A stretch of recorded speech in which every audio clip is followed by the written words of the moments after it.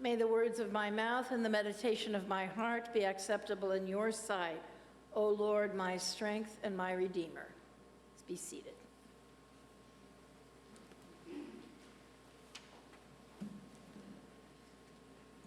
I'm fairly sure I've told this story before, but I'm repeating it today.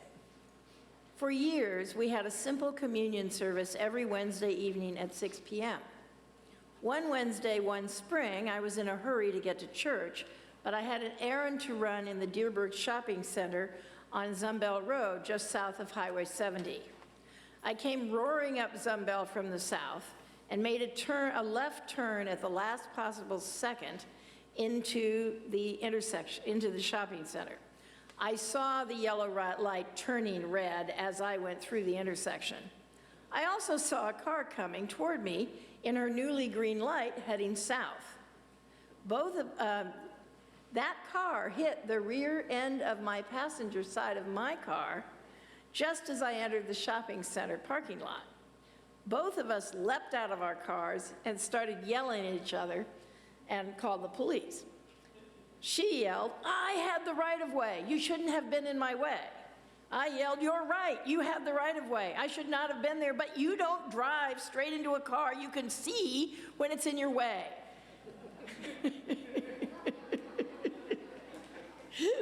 "You hit the rear side of my car. You had to have seen me."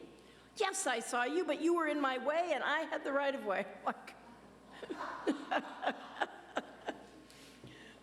When the police officer arrived, he spoke with me first. I told him that I was in the intersection, that I knew the light was turning red and had become red, and I knew that at least half the fault was mine. He did notice that she had hit the rear driver's side, which meant that I was almost through the intersection when her car struck mine, and I agreed with that. Then he spoke with her, and we weren't near each other, but I could hear her telling him that the entire accident was my fault because she had had the right of way. And I could hear him telling her that when a car is in your way, you wait, even if it is your turn. You do not just hit a car because you happen to have the right of way and somebody is in your way. We call that defensive driving, he said. She was 19, I was 50-something. The police officer told us that he was not going to issue citations for moving violations because we were both at fault. I was more at fault, but we were both at fault. He was going to put all that information in the police report, and we should exchange insurance information in front of him right then, and then have our insurance companies call the St. Louis Police Department for the report. I left, by now late for church, without running my errand, and with her still remonstrating with the police officer that she had had the right of way.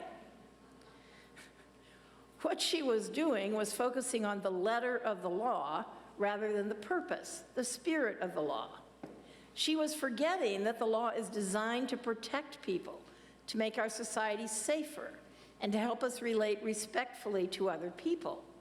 The law itself is not as important as the relationships the law is designed to enhance. She was sure that having the right of way excused her entirely from running into that object directly in front of her. In our readings today, we hear a great deal about the law, and we see Jesus dealing with the money changers as followers of the law who are using it to exploit others. Now, how many people in here remember Godly Play's name for the 10 Commandments? Anyone? Yes, would you please tell me? 10 best ways. The 10 best ways to live, that's correct. Thank you very much. The 10 best ways to live. Anyone remember why that's the name Godly Play uses? Well, actually, that title reminds us that the 10 commandments, the 10 teachings, the 10 words of God from God are about relationships, not rules. They are about our relationship with God and our relationship with each other, with other people. What defines those relationships? Love defines them. The first 4 best ways, the first 4 commandments are about loving God. The next 6 are about loving our neighbor. loving other people. The commandments about God tell us what to do. The commandments about loving neighbors tell us, for the most part, what not to do. We are not to turn other people into objects. When we commit murder, adultery, when we lie or steal or covet, when we want something so much that nothing stands in our way, we are turning other people into objects, into things. We are forgetting that they are human beings. We are not honoring them. The one commandment in that 6 that says, is a positive thing, says, honor your father and your mother. And as I've said before, that is about adults honoring their adult parents.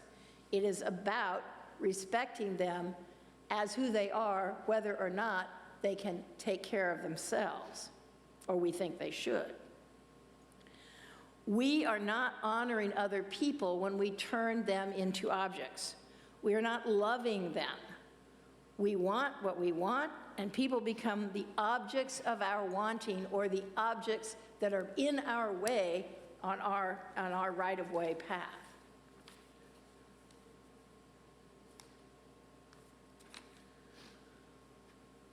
If you listened to the psalm, you heard a section in it about the law, and that is specifically about the 10 Commandments. And I'm looking at verse 7 and following. The law of the Lord is perfect and revives the soul. The testimony of the Lord is sure and gives wisdom to the innocent. The statutes of the Lord are just and rejoice the heart. The commandment of the Lord is clear and gives light to the eyes. The fear of the Lord, that means the awe of the Lord, is clean and endures forever. The judgments of the Lord are true and righteous altogether. These are about relationships. You can hear that in these words. And if you remember, the 10 Commandments, the 10 best ways to live, the 10 words are given by God to the people. He gives them to Moses to give to the people who are wandering in the wilderness, having escaped slavery in Egypt, but not yet having been able to form a community that is no longer under oppression. And so these 10 words, these 10 best ways to live, are given to God's holy chosen people so that they can begin to form a new society based on mutual trust, based on love of God first and love of neighbor, and not based on oppressing each other or enslaving each other or treating each other as objects. If you treat God as an object, you are making God an idol. God is not an object. God is not something that can be made out of stone or wood or metal or glass or anything else. We can't make God. God made us. And treating other people as objects is to see not them, but what we want that they're in the way of. So those are the commandments, and we can see both in and what what God was doing and giving to Moses was a new covenant with the people. God had given a covenant, or made a covenant with Noah. God had made a covenant with Abraham, and then God made a covenant with Moses on behalf of all the people. And that covenant was a covenant of love, of relationships, of care. So we can fast forward to Jesus in the temple with the money changers and the sellers of animals. And we need to remember that the temple, first of all, wasn't just the building itself. It was a courtyard outside the building, and that lots of people could come in there, including Gentiles, and be there. And then they could go into the temple, depending on who they were. That was how far they could go in. But in the temple grounds, on the temple grounds, were people who were changing money and people who were selling lambs and sheep and cows, cattle, and also people who were selling doves. And those people were in there saying, here, I've got the best rate of exchange. Here, come get your cheapest doves. Here, these are the best animals. Come here, come here. And you can imagine everybody shouting and yelling and you've got chaos. Now, what were those people doing there? Well, those people were there to begin with to assist those who were coming to worship to fulfill the law. The money changers were there because when one made an offering in the temple, one had to use Jewish money. You didn't use Roman coins, those with the symbol of Caesar on them, making Caesar an idol. In fact, some of those coins actually said that Caesar was God's son. You had to change to shekels. And so it was convenient to have these money changers in there so that you could bring in your Roman coins and get the shekels that you needed so you could make your offering inside the building. Well, some of you have traveled abroad and you know that exchange rates vary from day to day and from bank to bank. Well, the exchange rates were varying from table to table in the courtyard out here at the temple. Same for the reason that the people selling animals were there was a good reason. It was to help the people who were coming to worship to follow the law, because you needed to make different sacrifices for different purposes. If you remember that when Joseph and Mary took Jesus to the temple when he was 40 days old, they bought 2 turtle doves. Those 2 turtle doves were an offering on behalf of the purification of Mary, and then Jesus himself was an offering, not a sacrificial offering, but an offering to God as the firstborn son in their family. So they had to buy 2 turtle doves. It was been very hard to go any distance at all bringing your offering in a form of an animal, because the animal had to be perfect, no blemishes.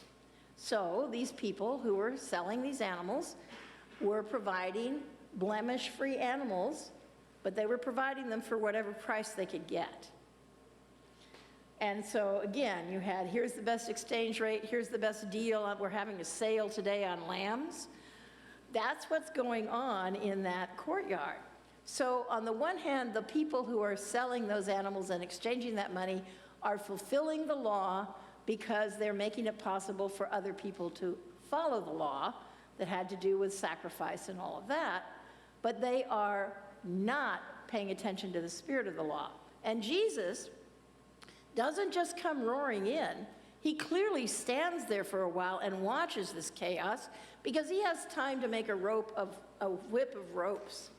And then he goes after the cattle, supposedly, and the sheep, but you have the impression that he's also going after the people who are taking care of those cattle and the sheep. And he's driving them all out of that temple courtyard. And then he pours the money out from the money changers, and he dumps their tables over. So he is furious. He's showing a great deal, however, of zeal, of passion, and it's all directed toward God.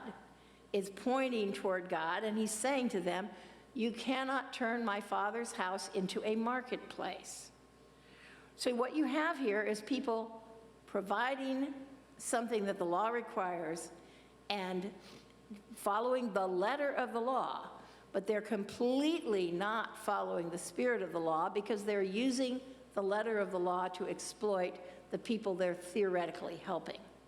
And Jesus sees that, and it is not only happening in the temple courtyard, it is being approved of by the religious leaders. And so they then talk to him and they say, who gave you the authority to do this, to create this even further chaos? And he says, you know what? He said, what sign can you show us?